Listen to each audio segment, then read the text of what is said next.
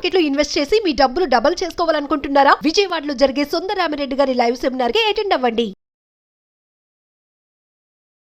నమస్తే, welcome to Suman TV. ప్రస్తుతం మనతో పాటు ఉన్నారు స్టూడెంట్ కోచ్ కేవీవి నరసింహారావు గారు. నమస్తే సార్.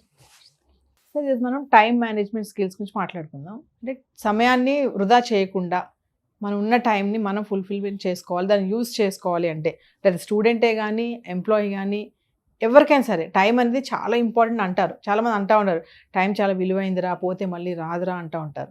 సో ఒక్కసారి ఈరోజు మనం టైం మేనేజ్మెంట్ స్కిల్స్ అంటే ఏం చెప్తారు? టైం అనేది అది చాలా విలువైనటువంటి రిసోర్స్ అమ్మ.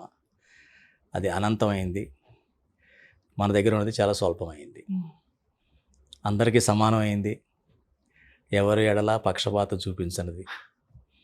అందరికీ 24 గంటలే. ప్రైమ్ మినిస్టర్కైనా, చీఫ్ మినిస్టర్కైనా, యుఎస్ఏ ప్రెసిడెంట్కైనా, ఒక హౌస్ వైఫ్కైనా, ఒక ఎంప్లాయీకైనా, ఒక పిల్లాడికైనా, ఒక పెద్ద ఆయనకైనా, స్టూడెంట్కైనా అందరికీ 24 అవర్స్. ఈ 24 అవర్స్ టైంని ఎలా మేనేజ్ చేయాలన్నది క్వశ్చన్. అసలు టైంని మనం మేనేజ్ చేయలేము. టైం ప్రకారంగా మనం నడిస్తే చాలు. అంతే. ఒక చక్రం తిరుగుతుంది అనుకోమ్మ, దాంతోపాటు వెళ్ళదలుచుకున్నట్టే దాని డైరెక్షన్లోనే మనం వెళ్తే సరిపోతుంది. కానీ అంతే, దానికి ఉల్టా డైరెక్షన్లో మనం వెళ్తుంటే జారిపోతూ ఉంటాం. ఒక ఎస్కలేటర్ ఎలా వెళ్తుంటే దానిపైన ఎక్కితే వెళ్ళగలుగుతాం, కానీ దాన్ని ఇది చేస్తుంటే జారిపోతూ ఉంటాం అట్లా. కాబట్టి టైంతో పాటు మనం ఎట్లా వెళ్ళాలన్నది ఆలోచించుకోవాలి. మన మనిషికి జనరల్గా ఒక 2 అవస్థలు ఉంటాయి. జాగ్రత్త అవస్థ, ఇంకోటి స్వప్నావస్థ, నిద్రావస్థ. ఈ 2 ఉంటాయి. జాగ్రత్త అంటే ఏంటంటే మెలకుగా ఉన్న సమయం. అంటే సూర్యోదయం నుంచి సూర్యాస్తం వైపు సూర్యుడి యొక్క ఎనర్జీతో మనం యాక్టివ్గా ఉంటాం. అది జాగ్రత్త అవస్థ అంటారు. అందులో ఇంకో అర్థం కూడా ఉంది, జాగ్రత్తగా ఉండే అవస్థ అని. ఆ జాగ్రత్త అనే దాంట్లో టైం మేనేజ్మెంట్ కూడా వస్తుంది.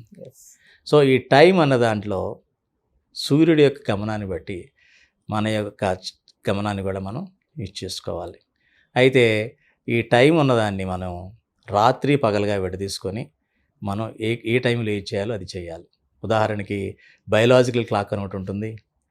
బయలాజికల్ క్లాక్ అంటే తెలుసు కదా, మన శరీరంలో ఉన్నటువంటి ఈ రసాయన చర్యలు ఏవైతే ఉంటాయో, జీవరసాయన క్రియలన్నీ కూడా అది సూర్యుడి శక్తి బట్టి గమనాన్ని బట్టి ఉంటుంది. ఉదాహరణకి మీరు ఇప్పుడు అమెరికా నుంచి వస్తే జెట్ ల్యాగ్ ఉందంటుంటారు.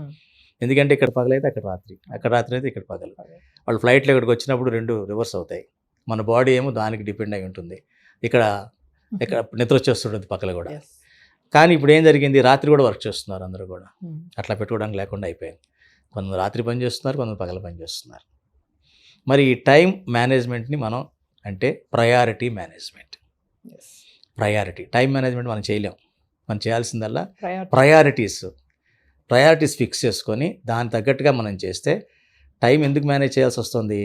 స్ట్రెస్ లేకుండా ఉండడం కోసం మనం టైం మేనేజ్మెంట్ అంటూ ఉంటాం. అలాగే మనకున్న లక్ష్యాన్ని సాధించడం కోసం టైం మేనేజ్మెంట్ అంటూ ఉంటాం. ఈ 2 మనకు ముఖ్యం. సో నా లక్ష్యాన్ని నేను సాధించాలంటే ఈ సమయంలో ఇది అవ్వాలి, ఇంత చెయ్యాలి, అది చేయగలగాలి అని రెడీగా రాసి పెట్టుకొని ప్రయారిటీస్ పెట్టుకోవాలి. ప్రయారిటీస్ అంటే 4 రకాలుగా విడదీయచ్చు దాన్ని. ఎట్లా అంటే urgent, not urgent, important, not important అని 4 రకాలుగా మన చేసే పనులు కనుక రాసి పెట్టుకుంటే, ఇంపార్టెంట్ అన్న వర్క్ ఏంటంటే అది ఇప్పుడు చేయకపోయినా పర్వాలా, కానీ అసలు చేయకపోతే భవిష్యత్తు దెబ్బతింటుంది. ఏమా నాట్ ఇంపార్టెంట్, అసలు అది ఇప్పటికీ చేయాల్సిన పని లేదు, ఎప్పటికీ అది చేయాల్సిన పని లేదు. అది చేయడం వల్ల నాకు నష్టమే తప్ప లాభం అయితే లేదు.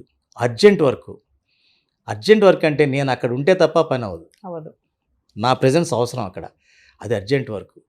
నాట్ అర్జెంట్ వర్క్ ఇప్పుడు చేయక్కర్లా, అది తర్వాత చేయొచ్చు ఆ పని, అంత అర్జెంట్ ఏమీ కాదు. ఇది ముందు తెలుసుకోవాలి. అంటే మన డిమాండ్, మనం ఏది ఎక్కువగా ఏ డిమాండ్ ఉంటుంది, పనుల యొక్క డిమాండ్ ఉంటుంది. పని ఒత్తిడి అంటాం చూసారా మనం, ఆ పని ఒత్తిడి ఎక్కువగా ఉంటుంది. ఆ ఒత్తిడి తెచ్చుకోకుండా ఉండాలంటే మన చేతిలో ఉన్న పనులు ఈ రకంగా మనం చేసుకోవాలి. ఉదాహరణకి అర్జెంట్ వర్క్ అంటే ఏంటి, హాస్పిటలైజ్ అయ్యాం, మనం ఉండాల్సింది అక్కడ. నేను డాక్టర్ దగ్గరికి వెళ్తే తప్ప డాక్టర్ నాకు మందు ఇవ్వలేడు, అవునా కదమ్మా. అట్లా కొన్ని అర్జెంట్ వర్క్స్ ఉంటాయి. అలా కాకుండా నాట్ అర్జెంట్, సపోజ్ మన ఇంటర్వ్యూ అవుతుంది, ఫోన్ మోగుతుంది, ఫోన్ అటెండ్ అవ్వాల్సిన అవసరం లేదు, తర్వాత అంతా అయిన తర్వాత అది చూసుకొని ప్రయారిటీ బట్టి అర్జెంట్ అయితే మనం కాల్ చేస్తాం. ఇప్పుడే తీసేసి కాల్ చేయాల్సిన అవసరం లేదు. So it's not urgent. You can attend it later, not now. అలాగే ఇంపార్టెంట్ వర్క్, ఇంపార్టెంట్ ఏంటి, మీకు లైఫ్లో గోల్స్ ఉంటాయి, short term goals, long term goals. Long term goals ఎప్పుడో గోల్ కదా అని ఇప్పుడు చేయడం కూడా కూర్చోవడం కుదరదు. అది సాధించాలంటే ఇప్పటి నుంచి మొదలు పెట్టాలి. ఒక అబ్బాయి డాక్టర్ ఇంజనీర్ అవ్వాలంటే ఇప్పటి నుంచి కూడా అతను బయాలజీ బుక్స్ అన్నీ మెడిసిన్ చదువుతూ ఉండి మంచి ర్యాంక్ తెచ్చుకుంటేనే అది అవ్వగలుగుతాడు మంచి ఇన్స్టిట్యూట్లో. సో ఇప్పుడు నుంచి చదవడం మొదలు పెడితే కానీ అప్పుడు సాధించలేడు. సో ఇప్పుడు ఇంపార్టెంట్ వర్క్ ఇమీడియట్గా నువ్వు ఎంట్రన్స్ టెస్ట్ ఇప్పుడు రాయకపోవచ్చు, 8వ క్లాస్లో 9వ క్లాస్లోనో నువ్వు అది రాయకపోవచ్చు, కానీ నువ్వు ఆ సాధనలో ఉండాలి, ఆ ప్రాక్టీస్లో ఉంటే అప్పుడు సాధ్యం అవుతుంది. అది important work, not urgent now, but it should be done. రోజు చేస్తూ ఉంటేనే ఎక్సర్సైజ్ లాగా అట్లాగా చేస్తూ ఉండాలన్నమాట. నాట్ ఇంపార్టెంట్, అసలు దాన్ని చేయాల్సిన పనే లేదు. ఉదాహరణకి ఇప్పుడు ఫోన్లు మాట్లాడుతూ ఉంటారు అనవసరమైన వీడియో బ్రౌజ్ చేస్తూ ఉంటారు, అనవసరంగా మాట్లాడుతూ ఉంటారు అందరితో, అనవసరంగా ఎక్కడికో తిరుగుతూ ఉంటారు, ఖాళీగా ఉన్నాను కదా, కిల్లింగ్ టైం, కాలక్షేపం అవ్వట్లేదని. ఇదంతా అన్ఇంపార్టెంట్. ఎప్పుడైతే అన్ఇంపార్టెంట్ వర్క్స్లో మీరు పెడతారో లక్ష్యం లేని వాళ్ళు అన్ఇంపార్టెంట్లో ఉంటారు, లక్ష్యం ఉన్న వాళ్ళు ఇంపార్టెన్స్లో ఉంటారు, స్ట్రెస్ ఎక్కువ ఫీల్ అయ్యే వాళ్ళు అర్జెంట్లో ఉంటారు. వాళ్ళు ఏం చేస్తారంటే ప్రతి పని అర్జెంట్ అయ్యేంత వరకు చేయరు, వాళ్ళకి ఒత్తిడి తెచ్చుకుంటే తప్ప వాళ్ళు ఆ పని చేయలేరు. అలాంటి కేటగిరీస్ ఎక్కువ ఉంటారు. అదే డేంజర్ అమ్మా, అది హెల్త్కి డేంజరు. అనుకున్న దాన్ని సాధించాలని లేదు, టెన్షన్ ఎక్కువైపోతుంది, సాధించలేవు కూడా, సాధిస్తే అదృష్టం అంటావు. అంటే చివరి వరకు వచ్చేదాకా వాళ్ళు చేయకుండా అంటారా సార్? అంటే ఏంటి, ఎగ్జామ్ వస్తున్నప్పుడే బుక్ తీస్తారు, లేకపోతే ప్రమోషన్ వస్తుందంట, ప్రమోషన్ లిస్ట్ తీస్తున్నారంటే అప్పుడు కొంచెం ఎక్కువ పని చేయడం మొదలు, స్ట్రెస్ టార్గెట్స్ అప్పుడు మీట్ అవ్వడం స్టార్ట్ చేస్తారు. ఇట్లా జరుగుతుంటాయి అన్నమాట. సో ఈ రకంగా కనుక మనం టైం మేనేజ్మెంట్ కాకుండా ప్రయారిటీ మేనేజ్మెంట్, టాస్క్ మేనేజ్మెంట్ అంటారు యాక్చువల్గా. టాస్క్ మేనేజ్మెంట్, ఈ టాస్క్ మేనేజ్మెంట్లో థాట్ మేనేజ్మెంట్ వస్తుంది. థాట్ అంటే అసలు ఏం ఆలోచించాలి, ఎన్ని చేయాలంటే ముందు నీకు ఆలోచన విధానం బాగుండాలి. ఎట్లా ఉండాలి, ఎంకరేజింగ్గా ఉండాలి, ఎంథూజియాస్టిక్గా ఉండాలి, ఎనర్జెటిక్గా ఉండాలి, ఉత్సాహంగా ఉండాలి. మా ఆలోచన ఎప్పుడు కూడా డిప్రెసివ్గా ఉండకూడదు, అప్పుడే అది సాధ్యం అవుతుంది. కాబట్టి టైం మేనేజ్మెంట్లో మీకు ప్రయారిటీ మేనేజ్మెంట్ ఉంటుంది, టాస్క్ మేనేజ్మెంట్ ఉంటుంది, థాట్ మేనేజ్మెంట్ ఉంటుంది. ఈ మూడు కలిపి ఉన్నదని టైం మేనేజ్మెంట్ అంటాం. అయితే ఒక విషయం సార్, మీరు ఇందాక అన్నందుకు నాకు ఒక డౌట్ వచ్చింది.